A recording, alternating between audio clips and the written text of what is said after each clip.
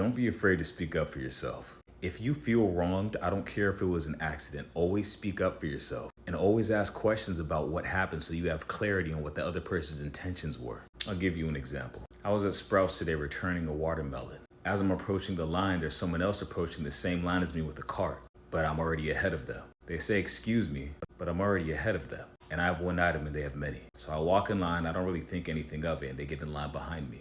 The person in front of me finishes paying and the cashier starts talking to them instead of them leaving the store. I actually don't mind and I'm amused by the conversation, but I guess the person behind me is a little grumpy. So he walks around from behind me, takes the little bar that separates groceries off the conveyor belt because there's only one and she didn't put it back on the slider. He grabs it aggressively. I obviously read that as, oh, he's having a bad day. But it feels weirdly intentional, like he wants people to know he's mad. Then he walks back behind me and throws it on the conveyor belt. Oh, he is mad. My thing is, I don't care how mad you are, as long as you don't touch me, we're okay. So he starts aggressively putting his stuff on behind me. You hear him slamming his stuff on the conveyor belt. All of a sudden, I feel someone bump into my back. So I pushed him off of me with my back. And I pushed him hard. He went back. And I turned around. And I looked at him. And he looked like he didn't want any smoke. And because I saw there wasn't a problem there anymore, I turned back around. And I totally forgot about it because the cashier started talking to me and checking out my groceries. So I get outside, I get to my car, and my phone dies, so I can't get home. So I have to sit in the car and let it charge. As I'm sitting in the car, I'm thinking, wait a minute, he got the message, but you know what? I want to say more. So now I'm watching people leave the store because I got to wait anyway. I don't remember what he looks like because this just wasn't that important. But now, for some reason, this is very important. So somebody comes out of the store finally, and I don't know what he looks like, but they happen to be parked right across from me. Funny how God sets things up. So I think it's him, but I'm not sure. So I say, hey.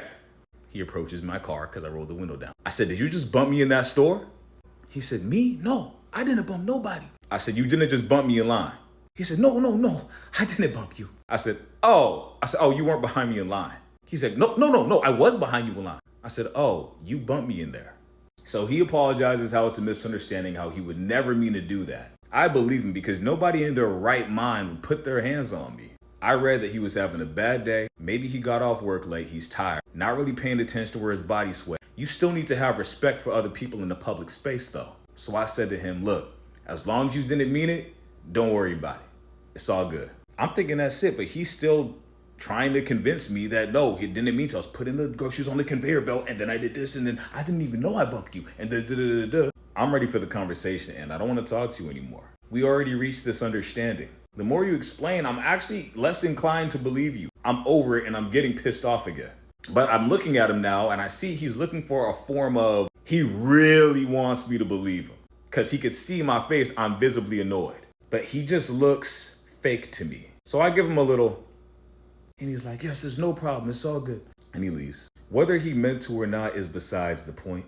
Whether he lied to save his ass or not, that's besides the point. If you're not okay with people doing something to you, you need to speak up about it for yourself. If it's a misunderstanding, it'll be a misunderstanding. The last thing you want to do is feel like the world is out to get you. And if you don't ask for clarity when these things happen, you go off your assumption. So instead of assuming every event that happens to you is this personal attack, it's better to stand up for yourself. And the easiest way to do that is to ask questions first before accusing. He told me he didn't mean to do it.